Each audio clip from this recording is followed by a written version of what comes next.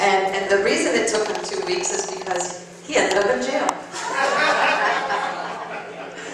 Not a real jail, of course, but I figured I would use this as a lead-in so he can talk to you a little bit about, you know, pitches, and maybe after the fact, you can talk to him about his fireball run, which is pretty exciting. Thank you. Well, thank you very much. Now the secret's out, right? I was saying to everybody I was working very hard, but as you can see, you know, I will gladly share about the fireball another time. It's an interesting cause. It's involved in missing children, and I can tell everybody here, the film festival I'm heading up to this weekend, they found 2 missing children on the run. So that's going to be announced. Now there's 42 missing children found from this crazy thing that we all do, but at the end of the day, it has an incredible cause. And so I have 5 minutes, so I'm already, I'm off on a tangent, as we can say, and I'm supposed to be the one talking about presentations, so that's not a good start. So everybody, you know, when Sandy had asked me to do this, it's a big honor, because to me this separates the business plan. This is where the business plan comes alive. This is how you win. And I'm not just talking about the competition, I'm talking about funding, I'm talking about your business, selling it to customers. This is it.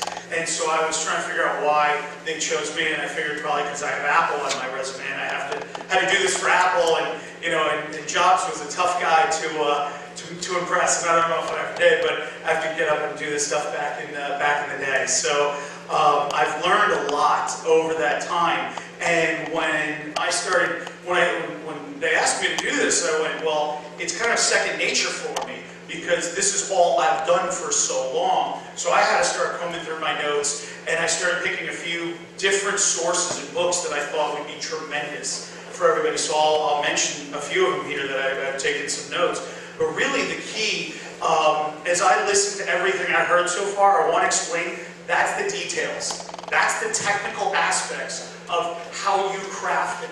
And that's just the high level, everything you just heard. Really, the whole thing is, you never want to present it.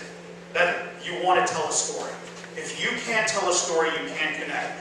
My job is never to stand up and tell you about my business. My job is to get you to understand what I'm doing and how you can participate, whether that's an investor, whether that's a partner, whatever it is. That's the real key of a presentation. So the presentation must be a story.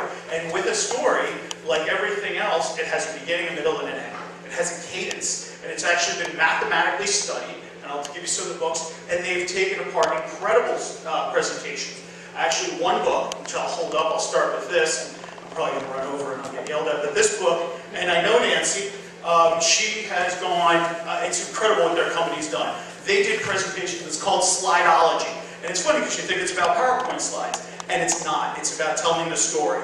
And she started, I was there when she launched the book out, and they're based in Palo Alto. She's done work for Google, for Apple, for everything, including slides that she made for Al Gore that then turned into the movie that won all the awards. So that's her background, so they know what they're talking about. And really what this is all about is the kind of evolution of visual thinking. There you go, right? The visual thinking is what's happened, and they've done more research, and this is her new book called Resonate, that talks about the cadence and the flow and what shape your presentation has. And now I'm getting into a little more advanced than what we're talking here, but I'm citing references so you can really kind of grasp at it. Now, the last kind of 2 points I want to make, now that I've kind of talked about it really must be a story, is there's a famous book in technology called Tipping Point. And some guys left, and after they read Tipping Point with Gladwell, they then moved and they wrote a book called Made to Stick. They took his research and made to stick, and the Heath brothers. And it's a phenomenal book talking about a lot of stuff you just heard. Why does an idea become sticky? Why does it go viral? Why do these stories transcend from, Aesop's fables that go, it doesn't matter what language, it transcends the language barriers, it transcends everybody, because at the end of the day, it's a story, it's sticky, it's why, you say Apple and you understand, you say Harley Davidson and people tattoo it on there. It's you say Coca-Cola, or pop, it depends, and that's what makes a brand and a market and all that really come alive.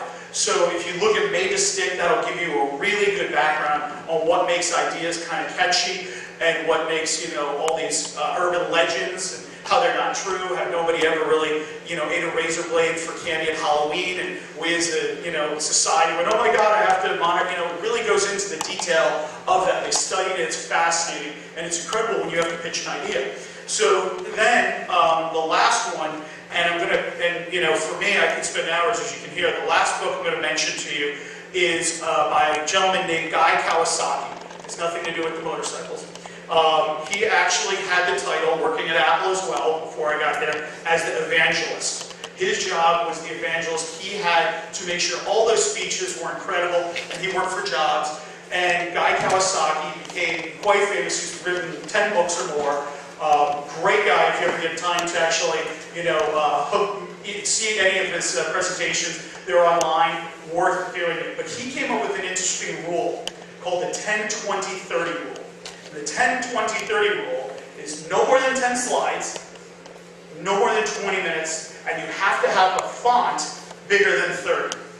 But what that does is it forces you to really think about your idea, because what happens, and I've seen it a million times being on the venture side and having people pitch me, they take their entire business plan and they make their font this big. And you see them going, and they're like, that's my business plan. They try and read, and there's no passion, there's no life. It's not that they don't understand their idea, and it's not that it's not a valid idea, but there's no emotion to it. They haven't told me, why should I feel? Why should I care? And you saw when she opened up with the slides, her first slide was, I care because you're saving lives. There's that impact. You must have that impact, because otherwise you will only get 10 minutes at a venture fund or wherever you're pitching, because they're going to be like, yeah, it's too dry, I'm not interested. I mean, we all fall asleep in those meetings and we pull out the iPhones and we're like, okay. But if you can capture somebody and get their attention and really say, here's my quest I want. And it's kind of like, people think it's Luke Skywalker in the movie Star Wars. It's really not. It's Yoda. He was the one that got behind and created that Luke Skywalker that we know in the movies. You can see it in all these kind of movies, and that's why a lot of the books I just told you all have studied movies, because we don't really fall asleep in some of this, but we fall asleep in presentations. And it's a very interesting delta between those two. Sandy, what am I? I'm already over. I see you walking. So really, I'm going to kind of make it real simple. Rather than getting all 4 of these books and everything, now that I gave you some of this, you can go to TED. If nobody's been to TED, the TED website, it's phenomenal. Okay, I've been fortunate to be at TED. It's an incredible, organization and everything they've done. But really, what you can do is just Google some of the names I've given you, put them in, and understand. They'll show you a lot of this stuff in 15 minutes. You'll understand what I'm getting at, which I only have 5, and you can get a few hours. It's phenomenal. It's the way you'll win, not just this competition, but really any presentation you're going to put before VC or anything like that. It'll change. It's a game changer once you embrace it. And I'll leave you with this final note, which is, since everybody here, being a mentor, I've been incredibly fortunate. I have a great team, and they've expressed a lot of interest in really actually starting business. And so I kind of wrestled, and I've been trying to think what's the best kind of angle, because here you are in a condensed small window of getting immersed into all this business plan information. And when you've been doing it for years, you understand. And what I'm going to kind of contradict myself and say, it's not about the business plan. You must do this business plan, and we're all playing for the same, because the business plan is your exercise you need to do. You need to understand your business, you need to do it. But after that happens, you then need to become part of the business. You need to transcend it. And a good example of that is go to Kickstarter and watch a Kickstarter video. Kickstarter is the new way funds are being raised from artists and people like that. And there's no business plan. There's no business plan. They had to do a business plan, but what they're doing is they're taking a video of 3 or 4 minutes of themselves, the passion they have, and they're like, I want to make this movie. I want to make this whatever. And they're just saying, hey, if you give me $1,000, I'll give you credits or whatever. You're not even sharing the profit of the business per se. So it's a very unique model that's happening right now as we speak. And if you are going to embrace and do a startup, I highly suggest that what you're learning here is incredibly valuable, because this is the research you need to do to validate your own business, so you don't go out there and make a flaw or a mistake, which I've done myself, but you learn from those. But really what's happening is embrace these new tools that are out there, or these new business models, And as I walk here to hand the mic, I'm going to say my last thought. Also know your audience. So as Kickstarter is doing this in the video, this kind of model that's for entertainment and artists and all the creative. What's also very unique is know your audience, and I mean this from the standpoint of California venture funds act very different than New York venture funds. And you say, what do I mean by that? When I'm walking into a fund in New York, I know I have to lead with almost my financials. Yes, you have to sell them the story and the passion, but they want to see the financials, and you better be able to really validate them. When you're walking into a California, VC office, you need to be able to motivate. It's much more everything I just quoted you. So I say that because I've lived this, and it's something that you rarely see, but it's really important to know your audience and where their background is when you're pitching them. So with that, like I told you, I could go on forever, so I just hand the mic over. I'm here. Let's give him a hand. That was awesome. That was a great perspective. Thank you, Victor.